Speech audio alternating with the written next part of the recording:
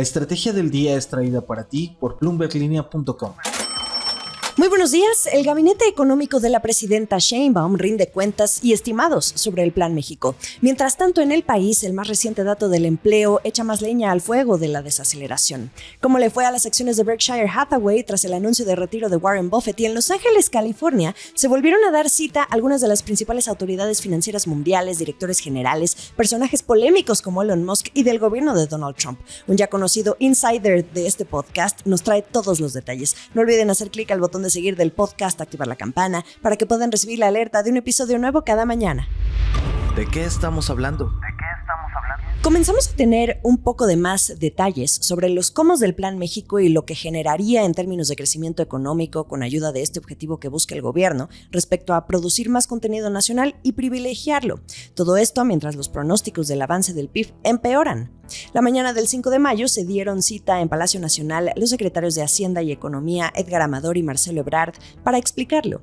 Amador de Hacienda estimó que si se llevan a cabo las estrategias clave de incrementar 10% el contenido nacional en las compras gubernamentales, sustituir el 10% de las importaciones manufactureras, así como estimular la demanda interna y fortalecer a los productores nacionales, se añadirían 0.7 puntos porcentuales al crecimiento anual del PIB.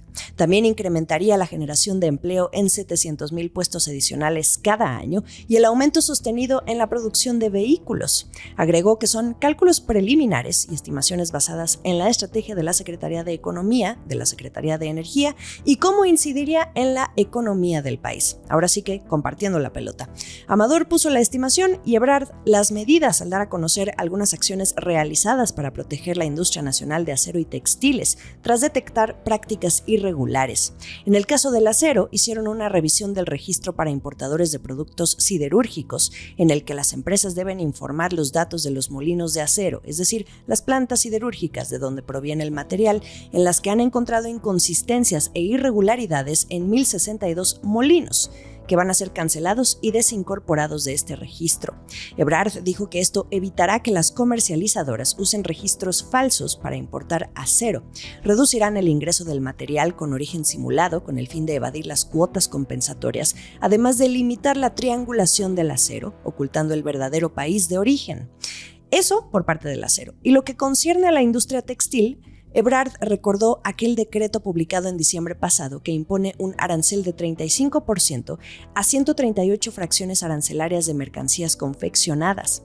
También informó que cancelaron a 8 empresas del programa de la industria manufacturera, maquiladora y de servicios de exportación, mejor conocido como IMEX, que es el que permite realizar importaciones temporales libres de impuestos de bienes, con la condición de que después tienen que ser exportados. Ebrard habló de casos en los que detectaron a compañías que se aprovecharon de este programa para adquirir textiles o calzado, pero en lugar de enviarlos al extranjero se quedaban en México para su venta. Ebrard anunció que también ampliarán los precios de referencia de las mercancías importadas a las siguientes categorías: muebles, juguetes, guitarra, artículos deportivos, papel y cartón, con el fin de evitar que las empresas declaren un precio inferior al real de las mercancías para pagar menos impuestos. La secretaria de Energía, Luz Helena González, dijo que en la esfera del sector energético, la Comisión Federal de Electricidad busca contribuir al incrementar el contenido nacional en las compras y licitaciones de proyectos y así poder incrementar el porcentaje de uso de insumos y materiales en la generación de electricidad de 25 a 35% de aquí a 2030, de 30 a 60% en transmisión de energía y de 25 hasta 60% en distribución. Así, la rendición de cuentas de los 3 grandes secretarios del Gabinete Económico frente a la presidenta Claudia Sheinbaum este lunes y sobre un plan que provoca lo mismo expectativas optimistas que dudas en medio de un desorden comercial global. Esto es el dato del día. La desaceleración del empleo formal en México continuó en abril. Así lo detallan los últimos datos que arroja el IMSS para el cuarto mes de 2025. Si me acompañan en video, podrán ver en la gráfica que les muestro que la tendencia viene desde hace un año, desde abril de 2024, cuando tras un avance del 2.5% anual comenzó a caer por los siguientes 12 meses, hasta este abril de 2025, que el empleo registró un casi nulo avance de 0.2%. Eso y nada prácticamente ya es lo mismo, lo que quiere decir que de continuar así la tendencia, en mayo podríamos ver un estancamiento en la creación del empleo formal. La razón en este avance marginal, el peor de los últimos 12 meses, se debe a que se perdieron 47.442 empleos formales, lo que también resulta en el peor mes de abril desde la pandemia de COVID. Y antes de esa fecha, la última vez que se perdió empleo en un mes de abril fue en 2009, en la coyuntura de la crisis económica. Según el IMSS, la disminución estuvo influenciada por el efecto de Semana Santa, pero lo que más capta nuestra atención es que la caída del empleo se da no solo en sectores relacionados al turismo por el tema de Semana Santa, sino también afectó a sectores de la construcción y en estados del país que dependen de la manufactura. Ahí tienen otra vez una pista desde el ángulo del empleo sobre el desempeño de estos dos sectores clave para la economía mexicana. De los 9 que mide el IMSS, la industria de la construcción registró la mayor caída, con una contracción de 6.5% anual. Si nos vamos por estado, destacan el Estado de México, Colima, Hidalgo y Nuevo León con aumentos anuales mayores a 2.5%, mientras que el empleo cayó en 16 estados. Acciones y reacciones. Nada más para tener el dato rapidísimo, seguramente anduvieron siguiendo cómo le fue a la acción de Berkshire Hathaway tras el anuncio de Warren Buffett de retirarse como CEO, pues retrocedió, especialmente al oficializarse la noticia el lunes por parte de la Junta. Los títulos cayeron hasta 5.12%, su pérdida más alta en un mes, lo que quiere decir que el mercado tiene incertidumbre sobre el cambio de liderazgo que está por vivir esta compañía. La caída evidencia dudas sobre la continuidad del denominado Buffett Premium, que es la prima de valor que históricamente ha acompañado a Berkshire gracias al prestigio y la trayectoria de su líder, que es Warren Buffett. Hoy una acción de esta empresa cotiza en alrededor de $512, lo que vienen siendo unos 10,000 pesos mexicanos. El último sorbo. La primera semana de mayo inicia también con la reunión de cientos de personalidades del sector corporativo, político y financiero que se dieron cita en Los Ángeles, California, para asistir a la conferencia global que organiza cada año el Milken Institute, sumamente relevante y que déjenme decirles, desde el año pasado este think tank que analiza tendencias y políticas macroeconómicas abrió una oficina en México. Es un organismo sin fines de lucro muy relevante, tanto que logra reunir en este evento a los personajes del momento, desde el secretario del Tesoro Scott Bessent hasta Elon Musk. También asisten delegaciones de empresarios de varios países para no perderse de grandes oportunidades de seguir haciendo negocio y conexiones. De hecho, el más esperado y quien más captó el oído de todos fue Bessent, quien al subir al escenario se dedicó a explicar por qué el presidente Donald Trump hace lo que hace en materia comercial. Lo curioso es que parece ser que la élite empresarial está pasando del pánico a la aceptación. Los titanes de la inversión y los líderes financieros se alinearon para decir que pueden vivir con los aranceles y una reconfiguración del comercio. Pues sí, no queda de otra más que ver cómo navegarlo. No me ha dado la agenda para asistir a este evento, pero siempre me las arreglo para que ustedes puedan tener un vistazo de alguien que esté allí codeándose con todos los asistentes. Y seguramente ya saben de quién hablo. Afortunadamente ya no me reporta desde la fría Suiza como cada enero desde Davos, pero ahora con el calorcito californiano. Enrique Perret, director de la US Mexico Foundation, fellow del Milken Institute y ávido defensor de la relación México-Estados Unidos, siempre un gusto tenerte en este podcast. Cuéntanos, por favor, qué es lo que estuvo sucediendo en la conferencia global del Instituto Milken en Beverly Hills y por qué debe importarnos.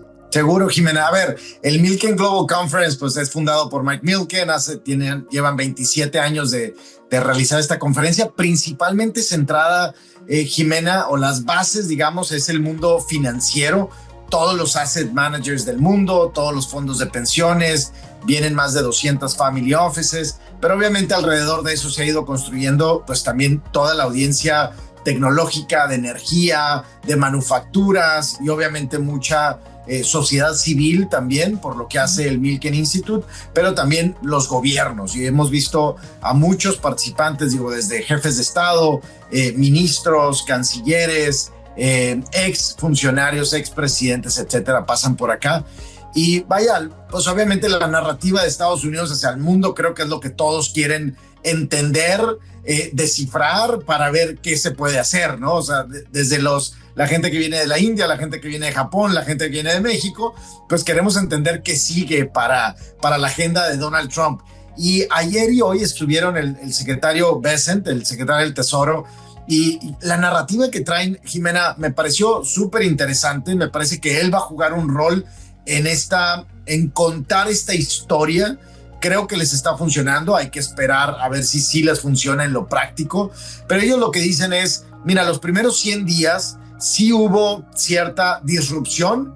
El presidente Donald Trump sabe que este es su último término, sabe que tiene 4 años para lograrlo y a diferencia del primer término, tiene que hacer mucho más disruptivo que la primera vez. Entonces, bueno, se destruyeron algunas instituciones, se eliminaron algunas instituciones y sí nos fuimos muy fuerte contra el tema de los aranceles. También, a diferencia de la primera administración de Donald Trump, esta vez arrancamos con aranceles, nos vamos a seguir con impuestos, corte de impuestos y con una agenda desregulatoria. Creo que eso, Jimena, lo tiene a los empresarios muy motivados, que lo que sigue es reducción de impuestos y reducción de regulación. Entonces, digamos que viene la parte positiva. El secretario Bessent dice, los primeros 100 días sembramos, ahora toca cosechar. Y en la parte de la cosecha vienen los acuerdos con los países con los que necesitamos construir el futuro. Bueno, ya de entrada también en el avión presidencial este domingo, el mismo presidente Trump decía que ya estaban incluso llegando a acuerdos comerciales con algunos países, no dijo cuáles, pero me imagino que sí la expectativa estaba sobre eso. Respecto que ahora venía la parte optimista, no lo sé, no lo sabemos y creo que también la métrica nos van a dar los mercados financieros, a ver si se recuperan los índices, en fin, tú me dices que el ánimo es un poco mejor. ¿Tú qué percibiste? Y además tengo entendido también que hay delegaciones que asisten, así como lo mismo sucede en Davos, Suiza, en estos grandes foros internacionales, pues lo mismo acá. Tengo entendido que hay una delegación mexicana muy grande que está ahí presente. ¿Qué es lo que van a buscar? ¿Qué es lo que esperan? A ver, yo creo que además de entender todo esto, pues la delegación mexicana, que son más de 36 ejecutivos mexicanos también de fondos, family offices, de algunos bancos, muchos inversionistas también, viene gente de manufactura de México, además de entender el contexto, pues vienen también a calibrar un poquito el escenario.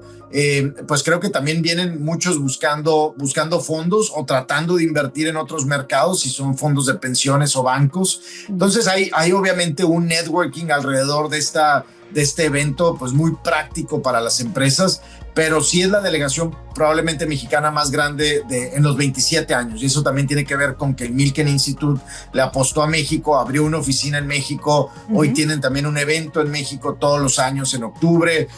Bueno, Ana Céspedes es la representante en México. Entonces, pues eso también ha ayudado a que vengan más ejecutivos a Los Ángeles, que además está súper cerca, y a conectar con estos otros fondos. Ahora, ¿en qué parte está optimista, digamos? Ahorita vengo saliendo de un panel en donde estaba Gary Cohn de IBM, estaba también la vicepresidenta de Google. Digamos que la parte empresarial están muy optimistas en el mediano y largo plazo. Jimena, creo que el tema de AI los tiene súper positivos, el tema de centros de datos o data centers, la parte de desregulación en el sector energético, creo que es algo en lo que todos los empresarios coinciden con Donald Trump, esa desregulación, los permisos, por ejemplo, para la construcción en Estados Unidos es una agenda que también cruza, digamos, el Partido Demócrata y Republicano. ¿Y en dónde los ves menos optimistas? Pues en la parte quizá de la democracia, de las instituciones, esta desaparición de algunas instituciones que Estados Unidos venía construyendo por muchos años, digamos también de la confianza que se había construido en Estados Unidos con muchos otros aliados. En esa parte los veo mucho más cautelosos, pero dicho eso, creen que la parte económica va a reconstruir eso en el largo plazo y tiene que ver con esos acuerdos. Ya vimos que sí se logró el acuerdo con Ucrania, por ejemplo, en el que el secretario Bessent fue el principal líder de esa negociación y Estados Unidos dice haber logrado lo que esperaban en estos minerales, en este acuerdo de minerales en Ucrania. Viene India, viene Japón, viene Corea. Entonces me parece, Jimena, que si se logran esos acuerdos, ojalá y venga Canadá y México muy pronto también, ojalá en el marco de esos 100 días de cosecha, y si se logran esos acuerdos, pues me parece que sí se puede reconstruir la confianza, esos aliados que Estados Unidos necesita para enfrentar al otro común denominador de toda la conferencia, que es China, ¿no? China hoy, por mucho tiempo creo que tuvimos el signo de interrogante de si China iba a ser considerado por Estados Unidos solo un competidor o un adversario, y creo que hoy está totalmente comprobado que es ambos, que es un competidor, pero que es también un adversario, y que la agenda económica política se va a centrar en China. Ahora que lo mencionas, Enrique, el caso de México, hago una pausa aquí para comentar que hubo un personaje que habló del país en el marco de este evento. En entrevista con Bloomberg Televisión, Mark Rowan, fundador y CEO de Apollo Global Management, este fondo que fue protagonista en la reestructura financiera de Aeroméxico, dijo lo siguiente: Estados Unidos y México juntos deben ser la fuerza económica que mueva al mundo en los próximos 50 años, y no hemos sido capaces de llegar ahí pese a los acuerdos comerciales. Los problemas que nos separan de México no son existenciales para México. También dice que, tal y como un empresario industrial le comentó, no dijo nombres, dijo: si los aranceles es lo que tiene que pasar para hacer de México grande otra vez, entonces que vengan. Después, Mark Rowan agrega que en México hay una necesidad de cambio. Vaya declaración, vamos a escucharla en inglés. I will point out the following. U.S. and Mexico together should be the driving economic force in the world for the next 50 years. We have not been able to get there, despite 2 or 3 rounds of massive free trade agreements. The issues that separate us from Mexico are not existential to Mexico. As one leading Mexican industrialist said to me, if it takes tariffs to make Mexico great again, so be it. Inside of Mexico, there's a need for change. Bueno, hay un ejemplo de este cambio de actitud que mencionas, Enrique. Haciendo énfasis en el ánimo, también es interesante que cambie tan rápido. Cuando apenas hace unos días en las reuniones de primavera, la élite financiera y los ministros de Hacienda discutían el futuro con el factor de los aranceles incorporado, incluso con la rebaja en los pronósticos de crecimiento que presentaron el Banco Mundial a cargo de Ajay Banga y el Fondo Monetario Internacional a cargo de Kristalina Georgieva. Mira, pues aquí están los dos, está Ajay Banga del Banco Mundial y está Georgieva del Fondo Monetario Internacional. A los dos tuve la oportunidad de escucharlos ayer, a Ajay Banga, hoy a Georgieva, y vaya, me parece, Jimena, que empiezan a alinear también un poco la narrativa con Donald Trump. Ajay Banga ayer dijo: bueno, pues hay que ser claros, sí, países como la India y muchos países en desarrollo y también desarrollados tenían aranceles frente a Estados Unidos muy altos, y Donald Trump tuvo que venir a hacer esta disrupción. Entonces me parece que empiezan a alinear objetivos, no sé si por un tema político o porque realmente creen que ese es el rumbo económico, o porque no les queda de otra, simplemente porque ese es el rumbo que se marcó desde la política económica de los Estados Unidos, al menos para los próximos 4 años. Pero en esa narrativa, Jimena, empiezan a ser optimistas. Es decir, a lo mejor hubo un pushback hace, digamos, 90 días cuando empezó todo este tema de los aranceles. Hoy han comprado esa idea, hoy se están queriendo sumar a esa agenda. Es decir, ya se hizo, ya se impusieron los aranceles recíprocos, ya se impusieron otro tipo de aranceles, como en el caso de México frente a la migración y al fentanilo. Ahora vamos a darle la vuelta a eso, vamos a cosechar y vamos a hacer los acuerdos necesarios para que realmente las industrias que lo requieren hoy en día, porque no es algo de 3 meses, 6 meses, los data centers, el AI, todo el tema de energía requieren hoy de esa confianza y de esos acuerdos comerciales que Estados Unidos había tenido por muchos años, ¿no? También mencionas esta parte de la inteligencia artificial precisamente que llama mucho la atención. Ahí estuvo además Elon Musk. Sí. ¿Cómo lo están recibiendo, por cierto, después de que ya dio a entender que se va a separar, que ya va a terminar un poco su periodo pues muy entrado, muy comprometido en apoyo al gobierno para reducir los costos, etcétera? ¿Cómo lo recibió la audiencia? A ver, la audiencia bien, fue una sesión privada, no abierta a todo el público de la conferencia, quizá 300 personas, los inversionistas más importantes del mundo. Y me parece que la conferencia con Elon Musk estuvo mucho más enfocada en temas de tecnología que en temas de política. Sí mencionó varias veces que pues, lo que encontró en el gobierno era la mayor ineficiencia y que él está convencido de que un gobierno pequeño es mucho más eficiente eficiente y que son las empresas las que deben de liderar la tecnología, la innovación, el desarrollo y la inversión privada, obviamente. Entonces se enfocó mucho en sus aspiraciones para llegar a Marte. Muy probablemente en 3 años, dijo, se podría poner a un humano en Marte. Mucho en el tema de electromovilidad y de la agenda de vehículos autónomos, en donde él dice, bueno, tenemos el 98% del mercado y llevamos una ventaja muy amplia ante los competidores chinos. Mucho en el tema de AI con Grok y cómo se está desarrollando pues día a día, hora a hora, una inteligencia artificial mucho más avanzada. Todo el tema de su empresa Neuralink y cómo está tratando de hacer ese bridge o ese puente entre el neocórtex del ser humano y pues esta nueva capa tecnológica a partir de los aparatos que utilizamos día a día. Entonces, muy enfocado en la parte tecnológica, menos en la parte, digamos, política de gobierno. Pero pues me parece que el inversionista estaba en su ecosistema, Jimena, ¿no?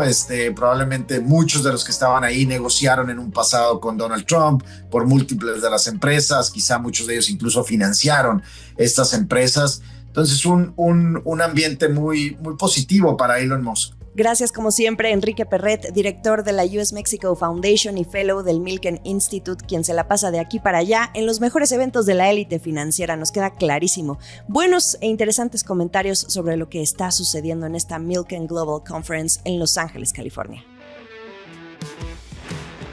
Y del sol de California, nosotros nos preparamos para meter los micrófonos a la maleta, pero para irnos a Puerto Vallarta. A partir de mañana miércoles iniciamos nuestra cobertura especial desde la 88 Convención Bancaria, donde también estará reunida toda la élite financiera mexicana. Estaremos platicando con las voces del momento y comentando lo que allá suceda tras bambalinas en 2 días que suelen ser muy intensos y que también nos dan un mar de información en torno a la economía y la banca. Desde allá nos escuchamos. Lo mejor de la información económica y de negocios está aquí en La Estrategia del Día. Estamos en Twitter como @laestrategiamx. En Instagram ya saben que a mí me encuentran como @JimenaBusiness. Por ahí les estaré dando mucho contenido backstage y en YouTube los episodios completos en video. Esta fue La Estrategia del Día, escrito y narrado por Jimena Tolama, producido por Arturo Luna y Daniel Hernández. Que tengas un día muy productivo.